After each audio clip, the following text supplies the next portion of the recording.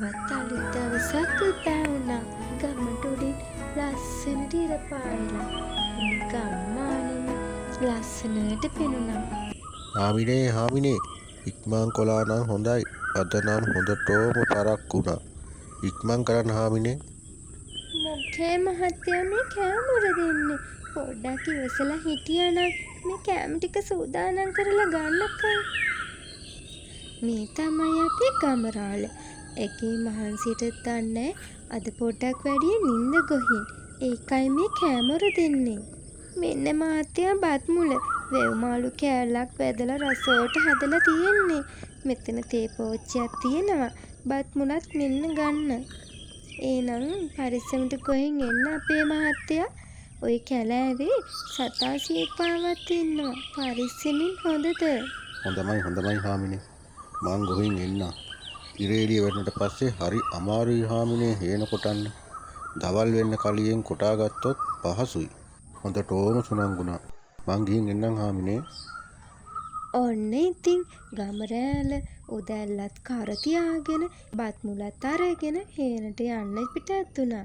ගමරාලගේ හේන තියෙන්නේ කැලේ අතරටම වෙන්න. මේ හේන කොටාගෙන තමයි මේ දෙන්න ජීවත් වෙන්නේ. ගමරාල මහන්සි වෙලා හේන කෙටුවා. දැන් නම් හොඳටම දවල් වෙලා. ගමරාලට බඩත් ගිනි මහන්සි හොඳටම. ගමරාල කෑම ටික සප්පායම් වෙන්න කියලා හිතාගෙන ගහක් මුල ඉඳගත්තා. ගම හාමිනේ බැදලා දුන්න බත් මුල සුවඳේ බෑ. ගමරාලට ස්පාසුවක් නැති වුණා කෑම එක කනකම්. මේ අතර කැලේ මැද ගුහාවක ජීවත් වෙන යකෙක් මොනවා හරි කන්න දෙයක් හොයාගෙන මේ අත ඇවිදිමුනේ හිටියේ. යකා මෙහෙම ඇවිදින අතරදී ගමරාල කන බත් මුලේ සුවඳ යකාටත් දැනෙන්න ගත්තා. මොනවා කෑම සුවඳක් නේද මේ කැලේ මැද්දෙන් එන්නේ? රස කෑමක් වගේ. බලමු සුවඳෙන පැත්තට ගොයි. මොකද්ද කියලා මේ? මෙහෙම හිතපු යකා ගමරාලගේ බත් මුල ලියාගෙන කන පැත්තට හිමින් කිට්ටු කළා. මොනවාද මේ ගමය කන්නේ? පුදුම සුවඳක් නෙමේ. මේම සුවඳ ගන්න උයන්න පුළුවන් ද මිනිස්සුන්ට? මේ සුවඳ එනකොට නම් මට ඉවසුන්නේ. මොකද කරන්නේ? හරි මේ ගමයාගේ ආමිනේ රවට්ට ගත්තා නම් මේ ගමයට ඉවර දෙන කෑම වලින් මට ටිකක් කන්න පුළුවන්. ඒ වැඩේ හොඳයි. ඒව කරලා බලමු. මෙහෙම හිතපු යකා ගමරාලගේ ගෙවල් පැත්තට හිමින් කිට්ටු කළා. ගම්මාන කිට්ටු වෙනකොට යකා අහිංසක මිනිස්සෙක්ගේ වෙස්ස අරගෙන ගමරාලේ ගෙදරට ගියා. ගම හාමිනෙත් ගෙදර සුද්ධ කරමිනු හිටියේ. හාමිනේ මං හරි අහිංසක මිනිස්සෙක් හාමිනේ. බඩගිනි හොඳටම. උදේ ඉඳන් කෑමක් නෑ. කන්න මොන හරි දෙනවද? පින් සිද්ධ වෙයි හාමිනේට. ගම හාමිනේට මේ අහිංසක මිනිසයා දැකලා ඒ මිනිසයා ගැන දුක හිතුණා. ඔහොම ඉඳගත්තනම් මං කෑම ටිකක් බෙදාගෙන එන්න. ගම හාමිනේ බත් පිඟානක් බෙදාගෙන ඇවිත් යකාට දුන්නා. යකත් බත් ටික දැක්ක ගමන් අරගෙන කන්න පටන් ගත්තා. පුදුම රසන්නව හාමිනේ මේ කෑම වල තියෙන්නේ. බඩ හොඳටම පිරුණා. හාමිනේට බොහොම පිං. මං එහෙනම් ගොයින් එන්නම් හාමිනේ. මෙහෙම කියපු යකා කැලේ පැත්තට යන්න ගියා. ගමරාලත් හේන කොටලා හරි මහන්සියෙන් ගෙදර එන්න පිටත් වුණා. හවස් වෙනකම්ම හේන කෙටුවා. හරිම මහන්සි. ගෙදර ගොහින් කහට කෝප්පයක් බොනකම් හිතට හරියන්නේ. හාමිනේ අද නම් හරිම මහන්සි. මම නාකියාගෙන එන්න. කහට කෝප්පයක් ලෑස්ති කරලා තිබ්බනම් හොඳයි. අහන්නකෝ අපේ මහත්තයා. අද හරි වැඩක්නේ දවල් උනේ. අද දවල් අසරණ මිනිස්සෙක් ඇවිත් කන්න ටිකක් ඉල්ලුවා. මාත් ඉතින් පව් කියලා කෑම ටිකක් බෙදලා දුන්නා. ඒ මනුස්සයා හොඳට සප්පායම් වෙලා මටත් පින් දීලයි ඔය යන්න ගියේ. ඒක නම් හොඳයි හාමිනේ.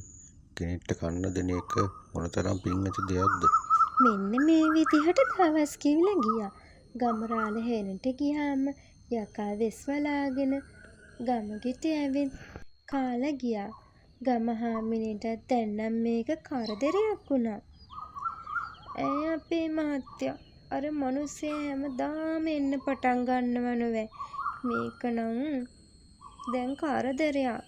මේක නවත්තන්න ඕනි අපේ මහත්තයා. ඒක නොවැ හාමිනේ.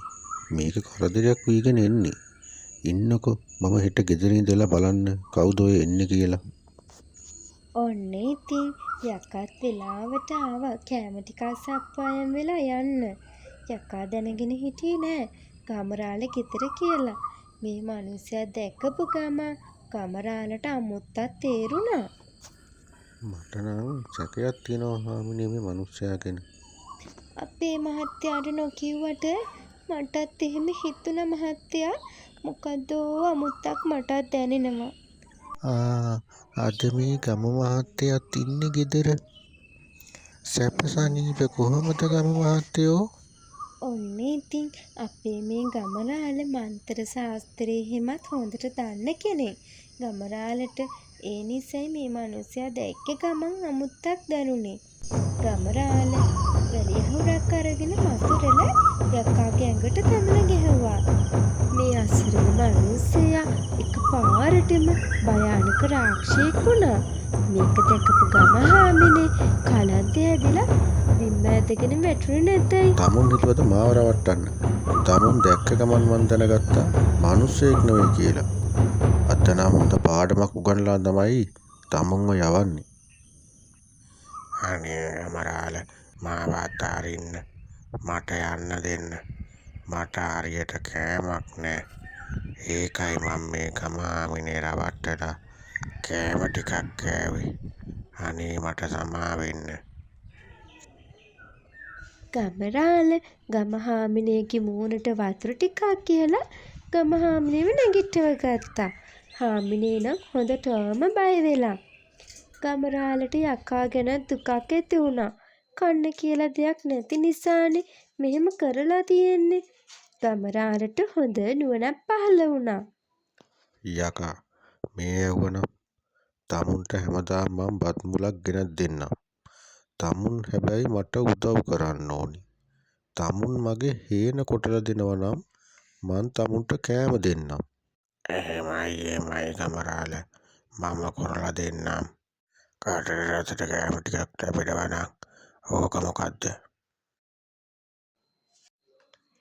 ඉතින් ඔන්න ඔය විදිහට මේ යකා ගමරාලගේ හේන කොටලා දෙනවා.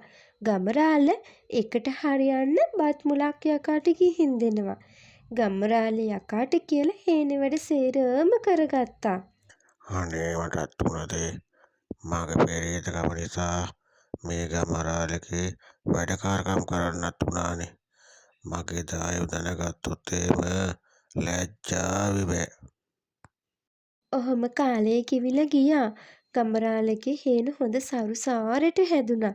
ගමරාලට හිතුණා දැන් යකාව නිදහස් කරොත් හොඳයි කියලා. හාමිනේ මම මේ කල්පනා කොලේ මේ යකාව නිදහස් කරන්න කියලා.